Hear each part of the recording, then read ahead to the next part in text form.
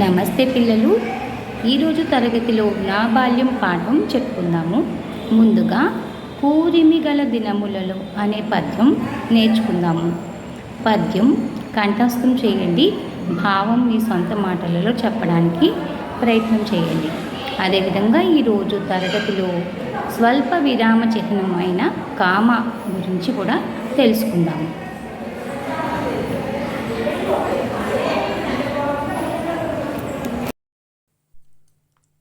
కార్యక్రమ పట్టిక. పద్యరత్నాల నుండి పద్యం, భావం నేర్చుకుంటారు. విరామ చిహ్నాలను ముందున్న పదాలను గుర్తించగలుగుతారు. కఠిన పదాలకు అర్థాలు తెలుసుకుంటారు. సూచనలు: పాఠ్యపుస్తకం, పెన్సిలు, రబ్బరు మరియు నోట్సుతో సిద్ధముగా ఉండండి. పాఠంలో పదాలను వర్ణక్రమంతో చదవడానికి ప్రయత్నించండి. ఇచ్చిన గైహికమును అక్షర దోషాలు లేకుండా చేయండి. పద్యం: కూరిమి గల దినములలో నేరములెన్నడను గలుగనేరవు, మరి ఆ కూరిమి విరసంబైనను నేరములే తోచుచుండు నిక్కము సుమతి. పద్యం: కూరిమి గల దినములలో నేరములెన్నడను గలుగనేరవు, మరి ఆ కూరిమి విరసంబైనను నేరములే తోచుచుండు నిక్కము సుమతి. భావం: పరస్పరం స్నేహం ఉన్న రోజుల్లో నేరాలు ఎప్పుడూ కనిపించవు. ఆ స్నేహం చెడగానే అన్నీ తప్పులుగానే కనిపిస్తాయి. ఇది భావం. భావం: పరస్పరం స్నేహం ఉన్న రోజుల్లో నేరాలు ఎప్పుడూ కనిపించవు. ఆ స్నేహం చెడగానే అన్నీ తప్పులుగానే కనిపిస్తాయి. ఇది భావం. నా బాల్యం పాఠం పుట సంఖ్య 25. అమ్మా నాన్న ఆరుగాలం ఎండనక వాననక అలుపు సలుపు లేకుండా కష్టపడేవారు. మా అమ్మ చారెడు గింజలు దంచి వండి నాకు మా చెల్లికి పెట్టడం, మళ్ళీ అంతా పనులకు పోవడం దినచర్యగా జరుగుతూ ఉండేది. నాకు బడిలో వేసే వయసు వచ్చింది. ఎలాగో శ్రమపడి కొత్తలాగు కొత్త చొక్కా కుట్టించాడు మా నాన్న. చదువు మూడో నేత్రమని కొబ్బరికాయ, ఆకులు, వక్కలు, పావల గురుదక్షిణ గురువుగారికిచ్చి నన్ను మధ్యాహ్నం బడి నుండి ఇంటికి వెళ్ళగానే గింజలు తీసుకుని, ఇంకా మీ నాన్న ఇంటికి రాలేదు నాయనా, ఇంకా వండలేదు. సాయంకాలం పంతులు గారిని అడిగి పెందలకడ రా అయ్యా అని అమ్మ పాలో పెరుగో చల్లో తాగడానికి ఇచ్చేది. నేను తాగి మూతి తుడుచుకుని సొజ్జజొన్నలు లేవు గాని చల్ల తాగి చదువుకోరా అని పాడుకుంటూ పోయేవాణ్ణి.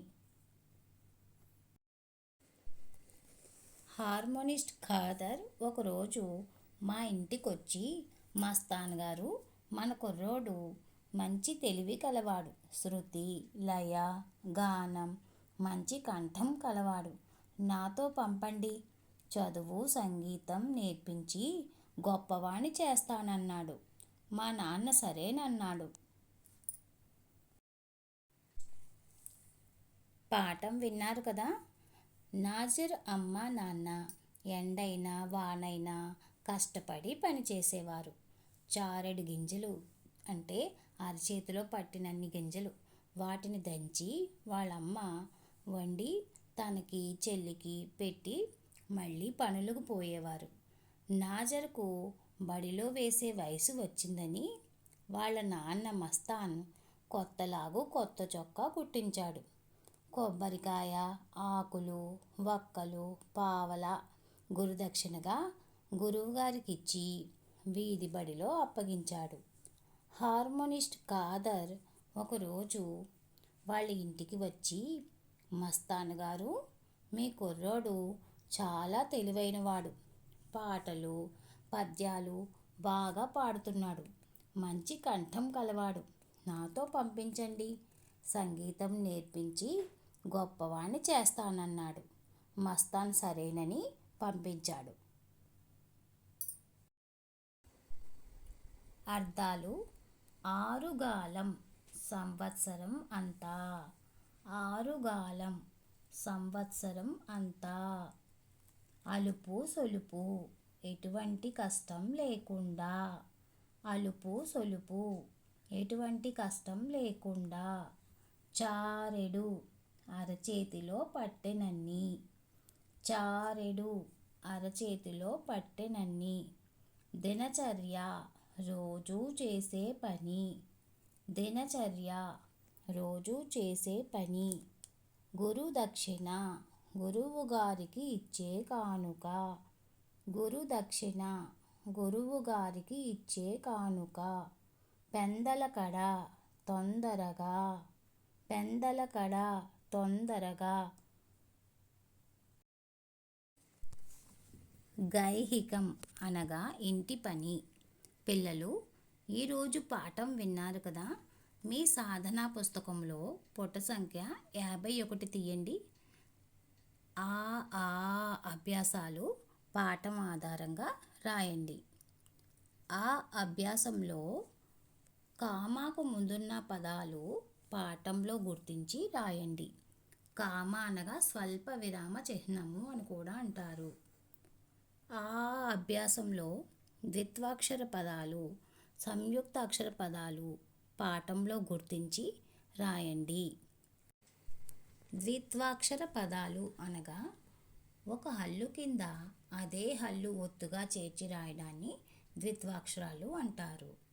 సంయుక్త అక్షరాలు అనగా ఒక హల్లు కింద వేరే హల్లు ఒత్తుగా రాయడాన్ని సంయుక్తాక్షరాలు అంటారు. మీరు ద్విత్వాక్షర పదాలను, సంయుక్తాక్షర పదాలను పాఠంలో చూసి మీరు ఈ హోంవర్క్ను పూర్తి చేయండి. ఈరోజు తరగతిలో మనం ఏం నేర్చుకున్నాము? నాజర్ గురించి, వాళ్ళ అమ్మా నాన్న గురించి తెలుసుకున్నాము. అదేవిధంగా పద్యం, భావం నేర్చుకున్నాము. ఇంకా స్వల్ప విరామ చిహ్నం గురించి కూడా తెలుసుకున్నాము. ఈరోజు పాఠం విన్నారు కదా. మీరు స్వల్ప విరామ చిహ్నం గురించి సాధనా పుస్తకంలో ఇచ్చిన హోంవర్క్ను జాగ్రత్తగా అక్షర దోషాలు లేకుండా చేయండి. ధన్యవాదములు.